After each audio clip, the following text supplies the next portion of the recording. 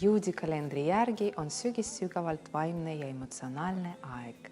Alates Rosh Hashanah'st, kohtupäevast kuni Jom Kippurini, lepituspäevani kõnnime me puhastumise ja uuendamise teed.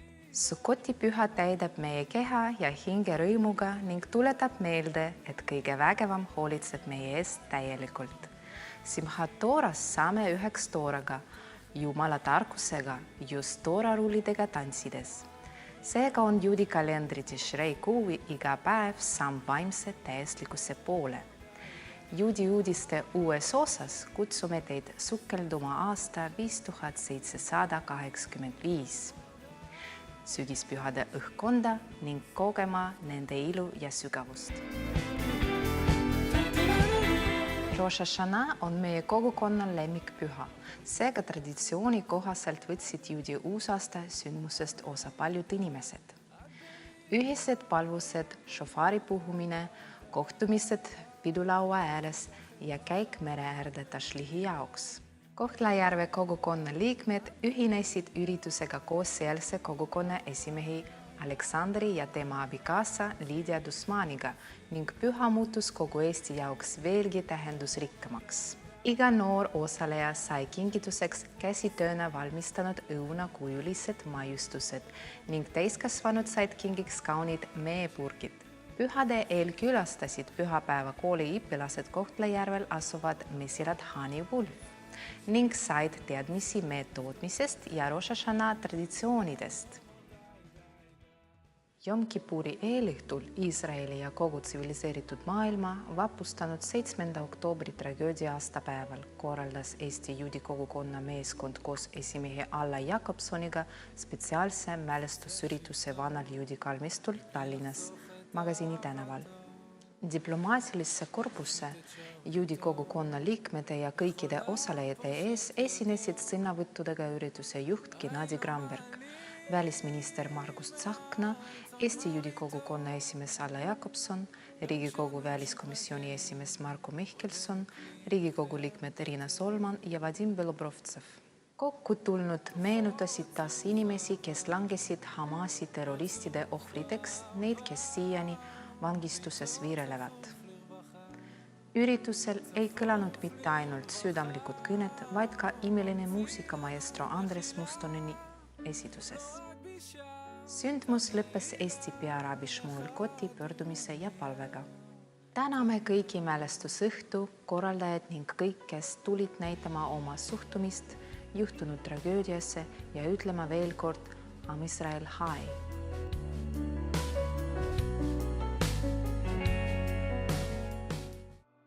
Nagu ikka oli Tallinnas sünagoog lepituspäeval rahvast täis. Paljud inimesed tulid siia Jiskoori palveks, et austada oma lahkunud sugulaste mälestust.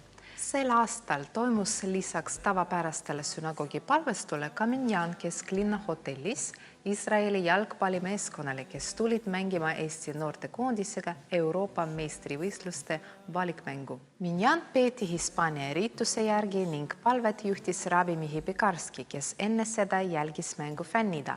Võiks öelda, et mõlema meeskonna eest. Iisraeli sportlased seekord ei võtnud, kuid palves teenisid nad kindlasti hea aasta nii endale kui ka kogu Iisraeli rahvale. Esimese ürituse uuel aastal 5785 pidasid meie kallid naised.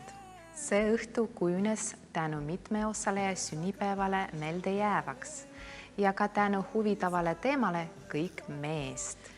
Pidulik atmosfäär oli igas detailis, peenest buffelauast kuni loomingulise meistriklassini, kus iga osaleja lõi omale lillelise meistriteose.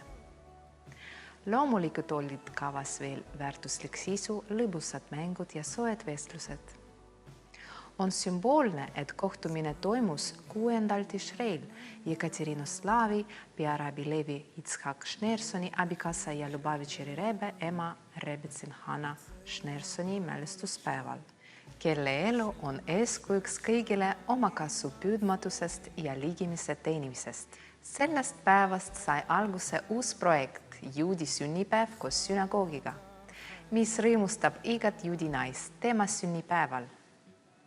Kohtumisel tekkis osalejatel veel üks vahva idee luua Telegrami kanal ja chat naisringi suhtluseks Eestis nimetusega Eesti Juudi Naiste Ring. Kutsume teid liituma. Kõige väeline andis meile sellel Sukotil vapustavalt sooja kuiva ilma.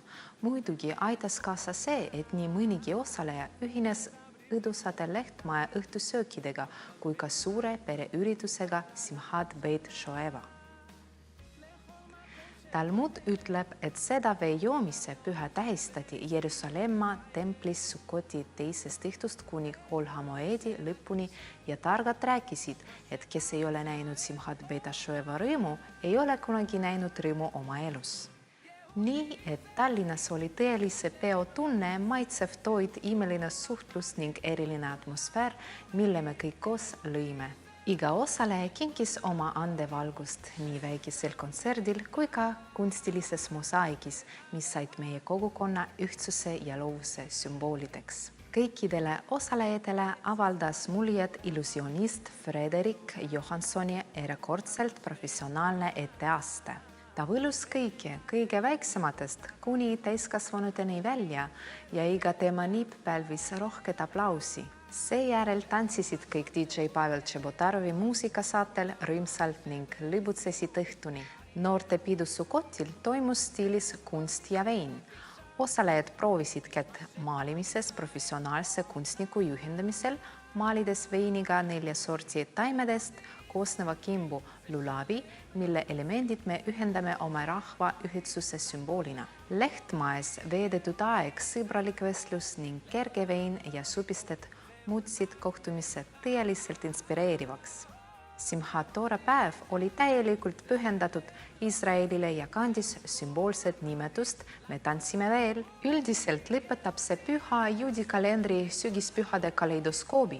See püha on oma olemuselt kõige rõõmsam ja ülevam ning huvitav on see, et sellel päeval saame Tooraga ühenduse mitte seda uurides, vaid sellega tantsides, tundes, et meist saavad Toorale jalad. Aga sel aastal hakkasime igas maailma juudi kogukonnas tantsima ennekõike nendele, kes tapeti aasta tagasi 7. oktoobril lihtsalt sellepärast, et nad olid juudid.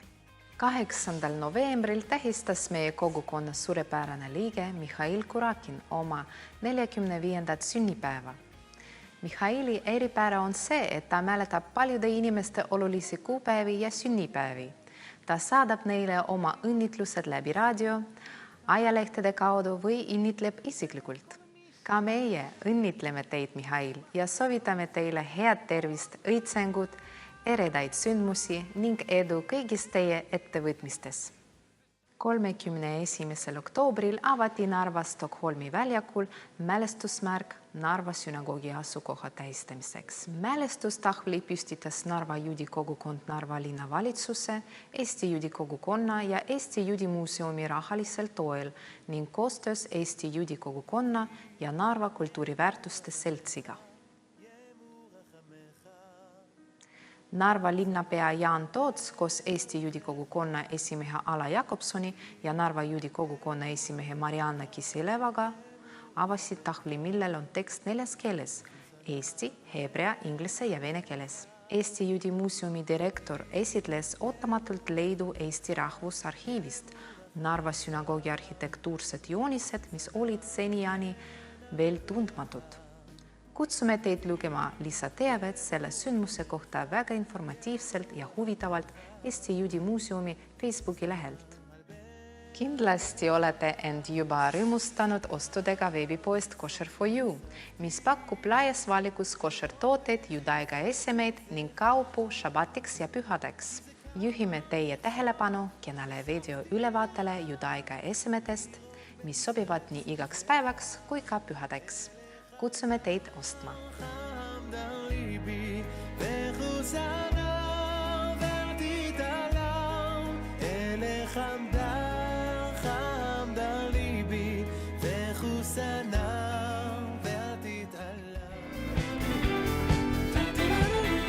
Hei Danik! Tšau! Me valmis valmistame ette kooli uudised sügispühadest ja kuna sina osaled neist tihti, kas võiksid palun paari küsimustele meile vastata? Tere Mira, tere Maša. Hea meelega. Mitu ümbergushalat küpsetati? 100 halat. Kui palju inimesi osales Sukotil? Üle 800. Mitu lalavikomplekti müüdi? 30. Mitu lehtmaja ehitati Sukoti jaoks? 8. Mitu kohtumist Lahtnemajades toimus? Üle 50.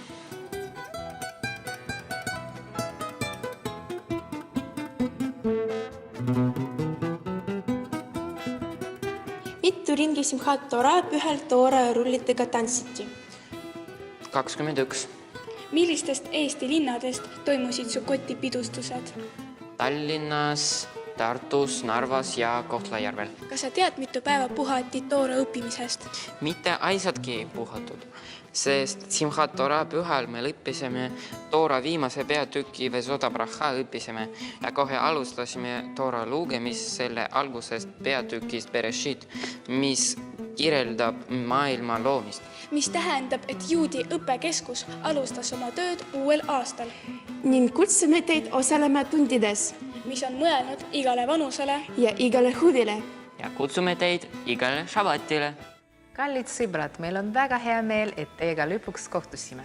Loodame väga, et teile see juudi uudiste osa meeldis. Kuidas me sellest teada saame? Tänu laikidele, arvustustele ja kommentaaridele.